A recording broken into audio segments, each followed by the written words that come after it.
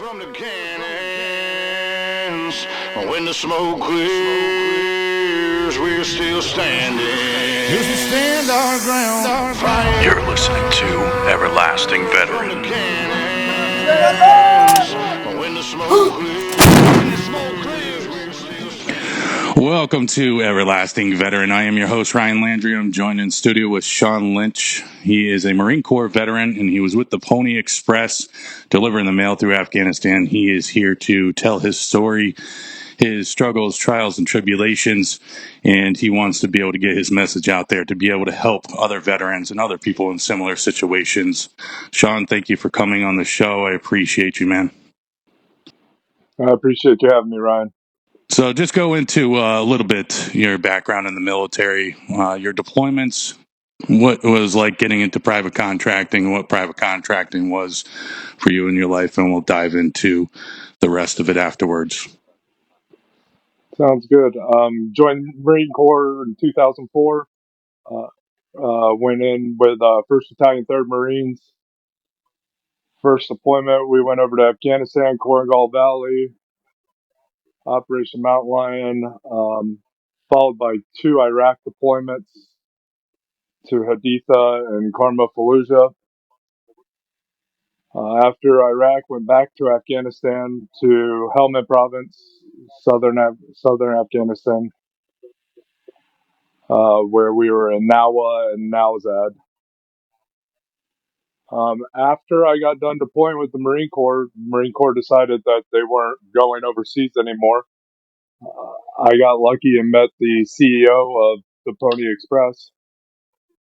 Got a job offer from him and left the Marine Corps on November 1st, 2012, and was back in Afghanistan November 7th, running through all of RC North, RC East of Afghanistan with the Pony Express, delivering mail to multiple FOBs out there. Probably one of the more kinetic parts of my career, more like cowboys and Indians than anything. I bet. Yeah, I talked to Alan and Ed. They were on the show before. They were part of the Pony Express as well. And some of the stories I hear from the both of them, not having as much support as you used to, running missions in the military and stuff like that. Essentially, like you said, kind of cowboys and Indians, just the wild, wild west of sorts out there, and paying off, your road tax because there's an accident, but then they want to blame it on you, kind of stuff like that. Alan was telling me, I'm like, wow, yeah, I knew the country's corrupt, but I didn't think they would bring it to that extent. But at the same time, you don't think about it, is you don't have assets like you would while you're serving in the military, on a dime to come bail you out of situations like that. No, when I showed up in Afghanistan, literally came to our little base, and then the next day I went to run my first mission, and they gave me a cell phone, an M4, and an F550, and said, "All right, drive to JPAB." And I'm like, "No support, no medevac plan. We're all inclusive." Right. Yeah, and I saw the pictures, and I didn't realize that you guys had F550s. And I told Alan the other day, I'm driving home, and the mail truck, your routine mail truck that people normally see as a mail truck, driving through the neighborhoods, throwing the mail in the mailbox, is putting the mail in my mailbox, and I'm in an F350, and I'm like, man, like the reality, the comprehension of actually, the vehicles which you're driving, it wasn't like how we had MRAPs and, the larger troop carriers and stuff like that. And I said to myself, yeah, that's probably intense. I can't put myself in you guys' shoes, but holy crap. Like, Yeah, it was definitely a culture shock. yeah. And I'm like, man, this male person has no idea how good he has it. Yeah, they talk about rain, sleet, and snow, but we talk about IEDs, bullets, and bombs. Right. Yeah. So what got you in? What got you into contract? And what was appealing to it? Would you do it again? And what was your role with the Pony Express? What got me into contracting is I just wasn't done overseas. I still felt like there was a mission to be done, and I felt more comfortable being overseas than I did back in the States.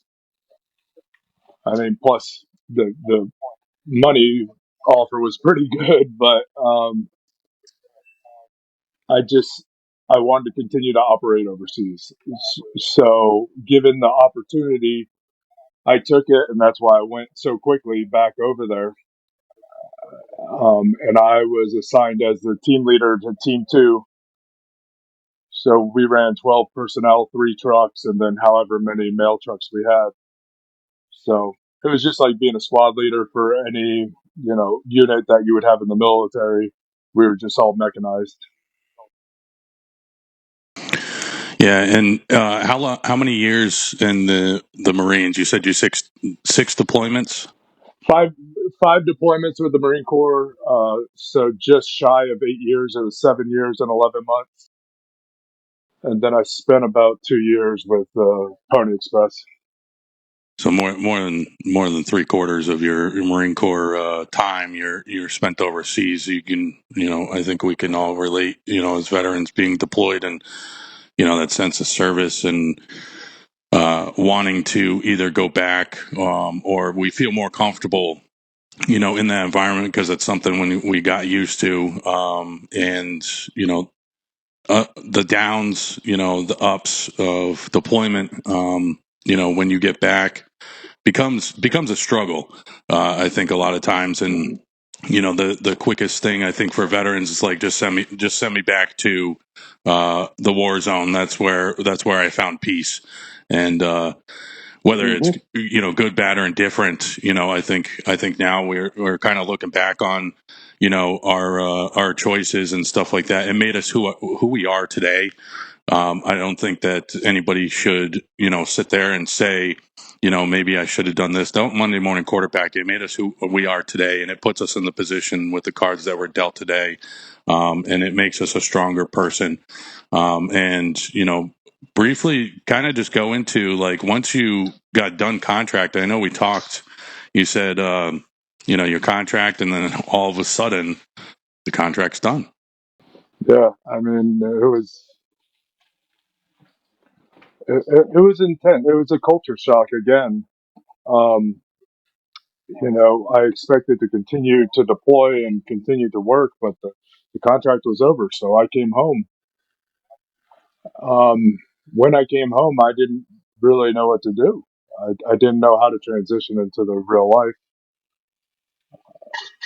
Thankfully, my father had a little contracting career. I was doing like home improvement stuff, and I started working for him. But it was definitely it was tough because I didn't find the pride in it.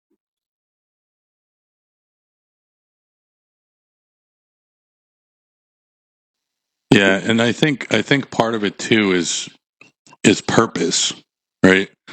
Our purpose in life, especially from the military, we have such a high standard for ourselves of operating at a level that isn't comparable in the civilian world. And I think once we aren't operating at that level anymore, we do feel like our sense of purpose is lost in a sense. And I think that's where a lot of myself included has struggled because you're 100% invested into the career or at least the job at the time in the service, fighting for the country, having a purpose and operating at such a high level, whether it's in the military or private contracting for the United States. And I think the biggest thing once we get out is that sense of purpose. The brotherhood and stuff. Yes, that's part of it as well. It's a a mix of many different things in which are cumulative in us regaining that piece that we felt what we lost. And I know for me, purpose was one of them. What brought you now to, what you have going on and regaining that purpose again and feeling like, you are completing, the hole again that, needed to be filled. And if so, do you still feel like there's a gap or a hole that still needs to be filled? I mean, I think there will always be a gap or a hole that will need to be filled. I think my military career, all of our military careers, were the proudest points of our lives. Um, and we had that sense of purpose, and we knew what we had to do each and every day. Being overseas is simpler. People don't understand that, but we have a mission. We know what we need to do. We go out every day. We know the actions, and then when we come back home, it's an unguided trip. So what I'm doing now, with strength over struggle, is finding that purpose again and finding that mission that allows us to stay dedicated and to have the guidance to go in the right direction. Yeah. Yeah, that's very well said. And, with strength over struggle, you know, we talked briefly of, the struggles in which you had, um, battling of addiction, and it's tough topics that people don't talk about. And, it's commendable when somebody like yourself, and all of us, get together and say, hey, this is an issue. We need to start talking about it. We need to not, brush it off and just be like, yeah, they're struggling. Um, but actually dive into it, because I think the biggest thing of gaining strength and creating strength within yourself is to not just recognize, but building foundations to get past your struggles. And that's the true strength of pushing forward. What does it mean to you, when you're coming up with strength over struggle? That line, in your logo has, strength and then a line and then struggle underneath. Is there a metaphorical meaning with that line of, maybe don't cross it, or push past that line and regain some more strength? What does it mean to you? Well, I believe that you can't gain strength without struggle. If your life is easy, that's just what it is. When you have to deal with things every day, no life is easy for anybody. So the more struggle we have, the more struggle we conquer and overcome, the stronger we become. With me, when I came back and my losing my sense of purpose, I went to addiction. I went to alcohol. I went to drugs.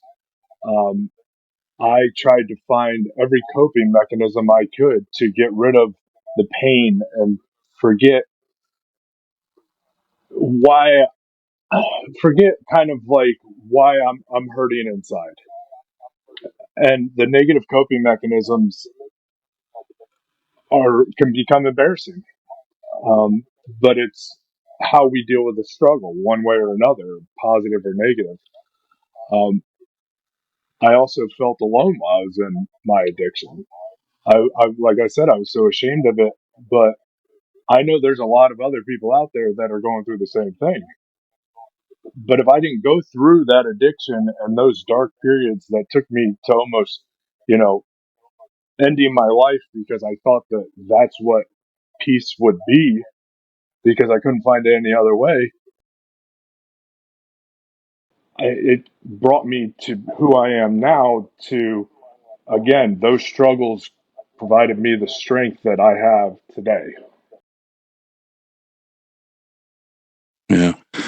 And I had Rob Sweetman, former SEAL Team 7 member, on here, and he's dove into sleep science. I never thought that, like, he said he got addicted to NyQuil, and people think of addiction as just your hard street drugs, and there's a lot of people out there that are addicted to alcohol. And I think that's one of the things that's not talked about enough either. And then also, like, you have like over the counter stuff like NyQuil, and you're just struggling to try to sleep because you're so tired.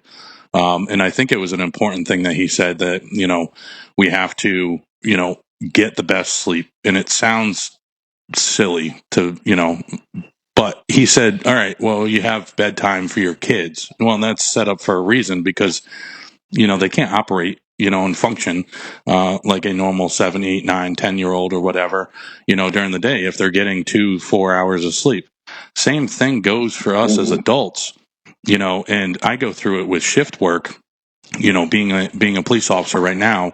And I've been on nights for about 8 years, been with the department for 10, but consistently on nights. And I have that struggle of sleep. And it hit me, when I had that conversation and interviewed him, that it's one of those things that we don't talk about enough, that we're struggling with our sleep. We just kind of push through our day, and have that warrior mentality. And then I think that's when that lack of sleep, and we're not getting the proper sleep, kind of determines, or not determines, but it kind of is a crutch that brings us down the road of taking sleeping medication, taking alcohol, using those coping mechanisms, even just for sleep. And it's a wide variety of ways to cope with whatever you're dealing with, and whether it's PTSD, anxiety, and I always felt like there's still that stigma. If you talk about it, people will judge you. So what? Who cares, right? Because if you're out here and you're going, hey, I'm not a perfect person. Nobody's a perfect person.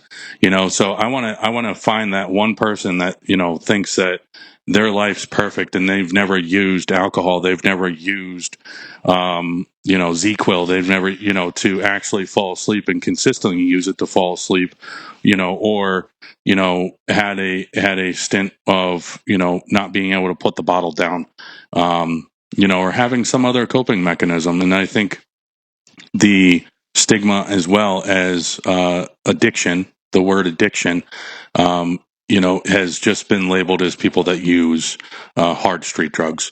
And I think that, if people kind of take a step back and they're a little bit more self-aware, you'll find that your addiction may be in a different route. It may be more of a positive route now, but it's still in that same concept of addiction. And I think that that is one of those things people don't talk about as much. Now what are you doing as far as strength over struggle? Getting the message out for others, to help them and help them push forward. I mean, with strength over struggle, I try to be as transparent as I can be about my past. Again, saying, I was embarrassed of being labeled the addict. I was embarrassed of, being labeled with PTSD. With me, it was not using something to go to sleep. It was using something to stay awake, because I didn't want to dream. I didn't want to go into that sleep cycle. But then that addiction became more and more and more. And so, what I want to do, again, being transparent with what I went through, is so that somebody doesn't feel alone, because I felt alone.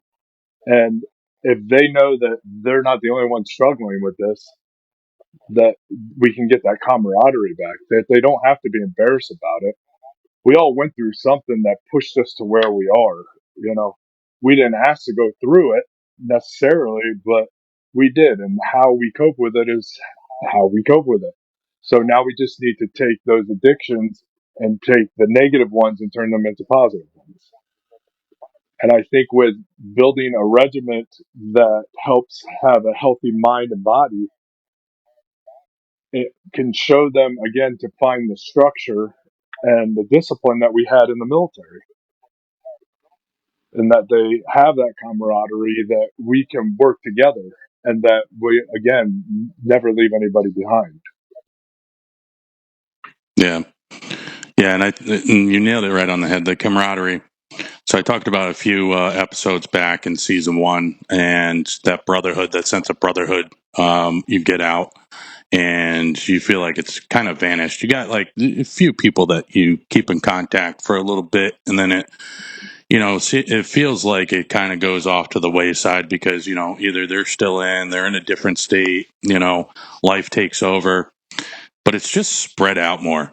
I've found out, and I'm connecting with more people than I ever have been, for good reasons, good intentions to help the veteran community. I'm a veteran myself, disabled veteran myself, and that sense of purpose of serving. It never goes away, and whether it's you're going down the road to a veteran event and you're there to participate, you may impact somebody's life more just by showing up and having a conversation than you ever think you would. And I think that's why it's so important that veterans get out into their community and be a part of the veteran community. Here in southeastern Connecticut, we have the Navy, submarine capital of the world, in Groton, Connecticut, and but throughout the southeast, and throughout obviously Connecticut, it's a good mix of Army, Marines, Coast. We have the Coast Guard Academy here as well, so I'm a little outnumbered, and it's because we don't have an Army base, we don't have a Marine Corps base close by. There are the reserve units, but when you get into like Fort Hood and you go to Fort Sill and you go to, I feel like the Army picks the most remote locations, but El Paso, Texas. yeah, El Paso, Texas. But the thing is people go back to where they were raised, where they were born, because it is a comfort thing, right? It's familiar. And I think it's important that people realize that when it comes to taking the way out, when it becomes familiar to you, you have to make a decision if it's positive or negative. If it had a negative impact in your life prior, it's probably not good to go back to that familiar sense in your life. And I think it kind of goes along the lines of what you were speaking about before. And that's kind of how I look at, a lot of things in my life is, even though it's familiar and it's comfortable, it may not necessarily be the best decision if it's going to make you take steps back in your life and not push forward. It's kind of like complacency. I mean, it was all over the place. Complacency kills. When we become too comfortable in ourselves, we become loose cannon. And that's where I was. And that's why I have to set these mini goals to conquer each day, to accomplish the mission, to stay focused. I mean, like you said, I'm not perfect. If I don't have a plan, I'm a mess. So that's where strength over struggle really has helped, because I help develop plans for people to go in the right direction. Right. Yeah, that's very commendable, and it serves a very good purpose. And I also think you touched on it, and everybody I talk to, including myself, the one big thing that I think that we forget about is in the military we have such a structured regiment, right? And we get out, and the onus is now on us to maintain that structured regiment if we want to. But I've found that talking with most people, and then also in my own life, of having a regimented, structured schedule is very important to your mental health and well-being, because that's what it's now ingrained in you. You didn't have it before, but now it's part of you, and you have to adapt to that new person. You get out of the military and you're not going back to pre-enlistment. You are now changed. and you're not going back to that pre-enlistment person that you once were. And we have to recognize that and continue. It's not a matter of adapting it into our lives because it's already there. We just have to maintain it. So that way our mental, physical, and it's tough sometimes. And I talked about it, of the back pain that I go through. My L5 is the worst, with the 7-pinch nerves, numbness in my hand. There was a point in time where I just kind of shut off. I stopped kind of talking to people. I stopped having good conversations with my wife. It was always because I was in pain, and I'm trying to manage it myself without telling somebody, because I feel like if I say it, then I'm a weak person for it, And the solution in the military was, ibuprofen 800, drink water, and Change your socks. Change your socks, that was the thing, and you look back on it and we laugh about it, but at the same time, there were times where that was all you needed, but now that we get out, if we didn't maintain, and there's physical aspects that we can't control, and I'm not a big doctor person. So it took my wife pushing me, year after year of go to the VA, go to the VA, go to the VA, to the point where, started becoming annoyed of you're telling me I'm broken, and they're going to fix me, Right. We never want to admit that. Right. And that was my mindset, that was my mindset that, you're telling me I have to admit that I'm broken, right? I need to be fixed, even if you don't say broken, right? If you tell somebody you got to go get that fixed, right? We're not cars, right? You got to put it in perspective of more of physical and mental maintenance, right? Is how I look at it, and it's maintaining a well-structured mental mindset and a well-structured physical regiment. Now, what I've done is, because I can't work out like I used to, I'm getting there, right?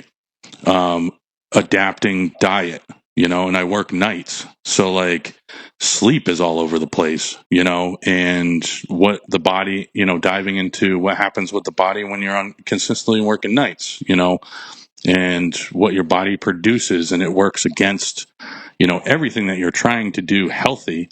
And if I was up there in the day all the time, I'd probably be in great shape. But coming to the understanding that is one of the struggles that I'm facing right now. And, even though it's a struggle, keep pushing, because eventually, you're going to see the results. Right. It's about being consistent and the little battles every day.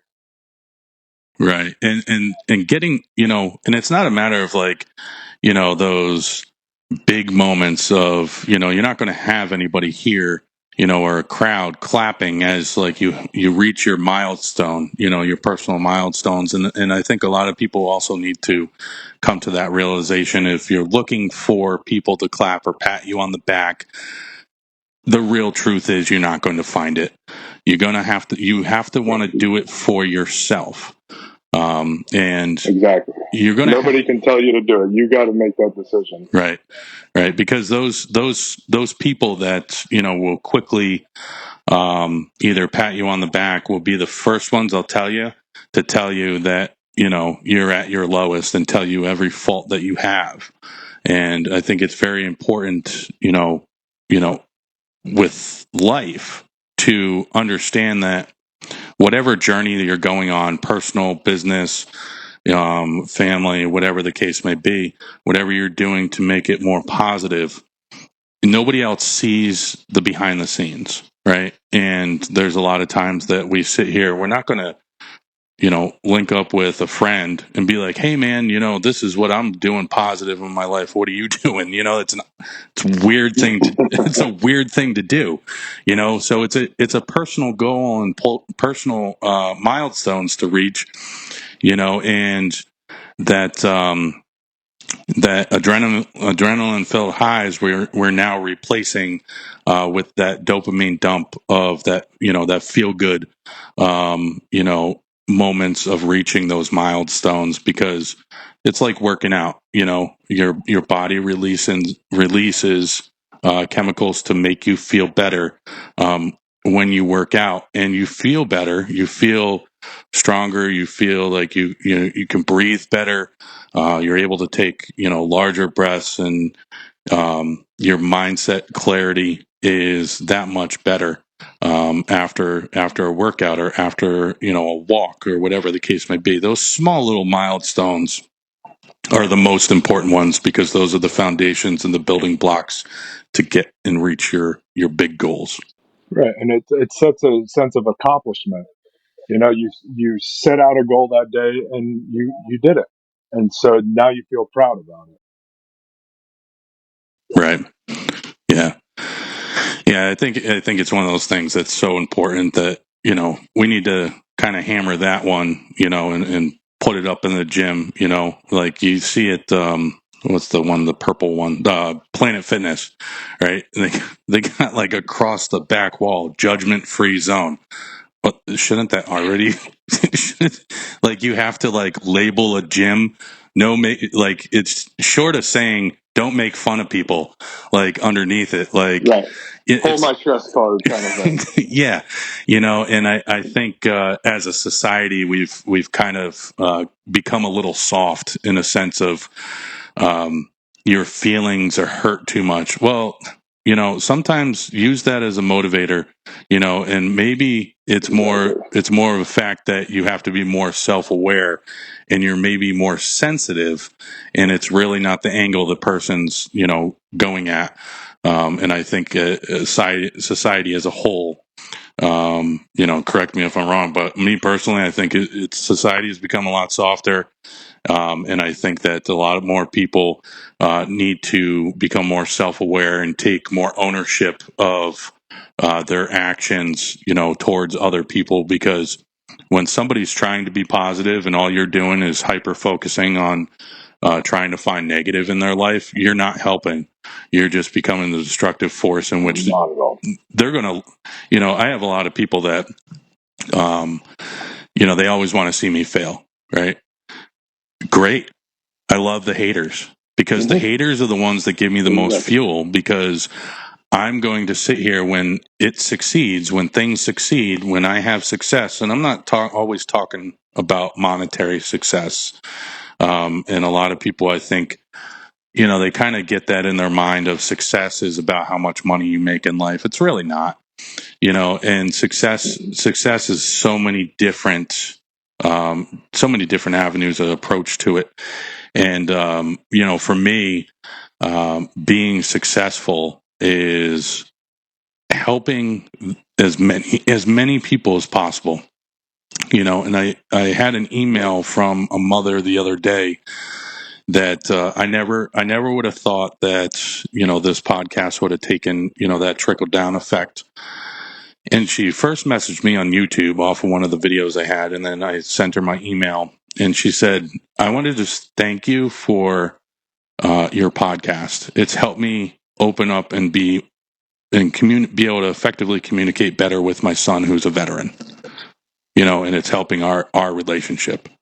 And not in a million years did I think that it would have that trickle down effect, because frankly, I started it because I was sick and tired of veterans kind of being left behind the scenes and not having a voice. And the podcast is that vessel, for myself and for other veterans and first responders to be able to put their message out there, and put their story out there, so that way, we can help other people through the messages in which we put. And the other side to it is I had a conversation with somebody the other day, and also with Sandy Wall, he's a former SWAT commander for Houston PD, is he said, go to every class, go learn something whenever you get a chance. You may sit there and go, oh, I know that, but there may be that one thing that instructor, the person that is in charge of, that learning, destruction and block that you go, I didn't think about that. And then you put it in your toolbox, and it's that much, a little bit more that you have of knowledge to help you out in life, and help you, through your job and stuff like that. And I thought, I gotta mention that again, because it's very important. We don't know everything, and cumulatively, if we all work together, and share our stories, there's going to be things that we pick up from other people that will help us along the way. So Absolutely. So with strength over struggle, all right. What is the kind of the future, or what's going on now, and then kind of what the future is for strength over struggle, and what people be able to connect with you and communicate with you. But again, I'm trying to build that community. But also, like in the military, I give the mission. I help people get over the thinking part of it. We don't know what we don't know. So if I can help them with the knowledge part, if I can guide them in the right direction to feel better about themselves mentally and physically, that's what we're trying to do. And then we build this, group of people that can crosstalk with each other. Hey, what's working for you? What's working for you? What's not working? Hey, I tried this, just to have that camaraderie again.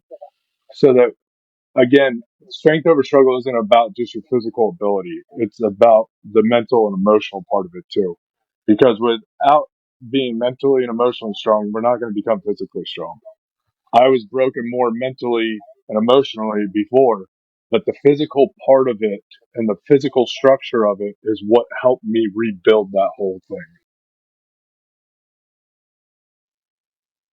Yeah, that's a very important point, and I'll talk more on the side. I know we talked before about pushing that forward. I think it's important for others to hear and be a part of, and that's what I'm trying to do with Everlasting Veteran as well.